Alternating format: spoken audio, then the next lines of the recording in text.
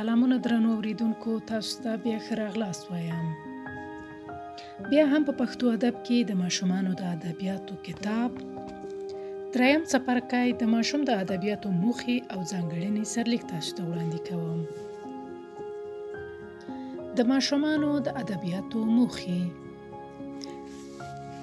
په ټوله کې ادبیات د بشري ژوند د سمون، ښېرازۍ، جوړښت او په راتلونکي کې د یو باهدفه انسان په توګه د ژوند کولو لپاره پنځول کېږي. ماشومان هم چې د بشري ژوند له کاروانه سره تړلي د سبانې ژوند او انساني ټولنې اداره کوونکي دي.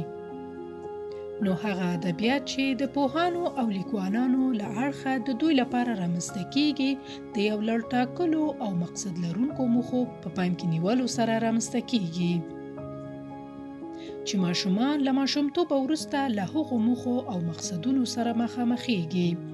هغه موخې په لاندې ډول دي: په ماشومانو کې د آزادې مطالعې ذوق او لیوالتیا پیدا کول، کوچنیانو ته د خپل ځان په اړه معلومات ورکول چې څوک یم، چا پیدا کړی یم، د کوم مقصد لپاره پیدا شوی یم او په کوم لور به ځم.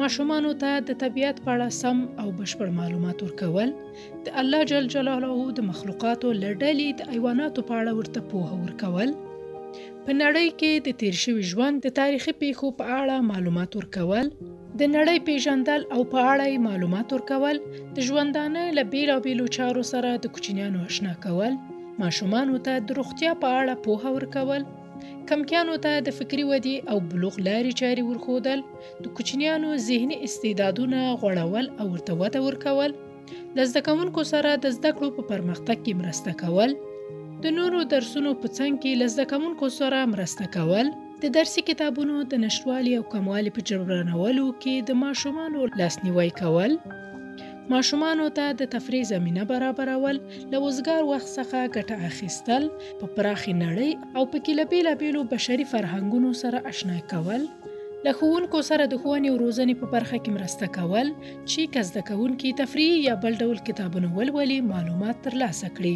او په نورو څانګو کې پرمختګ وکړي. د ملي ژبې په یادولو کې له ماشومانو سره مرسته کوي. په کوچنیانو کې د ویلو، لوستلو ذوق او هنر پیدا کوي. په غیر مستقیم ډول له دنیا او چاپیریال سره د ماشومانو آشنا کول، ماشومانو ته اخلاقي لارښوونې ښوول، پرته له دې چې زور، هڅونې او تنبیه ته اړ شو. په ماشومانو کې د رښتینې او صمیمي ټولنیزې مرستې علاقه پیدا کول او وده ورکول، له دیني او مذهبي امورو سره آشنایي پیدا کول، په ټولنه کې د یو فعال او باهدفه انسان په توګه ژوند کول، د ښه او بد، ښایسته او بدرنګ په اړه بشپړ انځور ورکول. د روسیې وتلی لیکوال ماکسیم ګورګي په دې اړه ځینو نورو برخو ته هم اشاره کوي. کېدای شي ماشومان د خپلو پلرونو په نسبت د نوې نړۍ بنسټ ایښودونکي واوسي.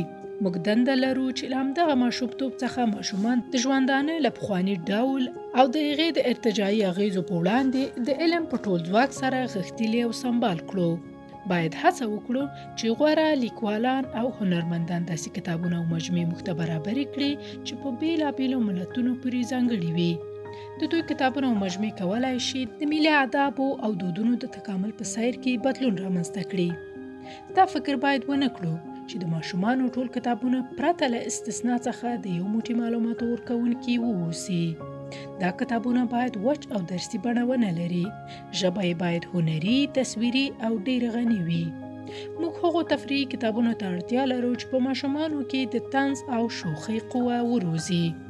اړتیا لرو چې نوي او خوندونکي شخصیتونه رامنځته کړي چې د ماشومانو د کتابونو اتلان شي. ماشومان له ښوونځي څخه د مخکې دورې لپاره ساده او هنرمندانه اشعارو ته اړتیا لري چې د دوی د لوبو وسیله وګرځي. د نننیو استادانو د شعرونو ترڅنګ د ماشومانو کتاب باید د ملي اشعارو هم یوه ښه بیلګه وي.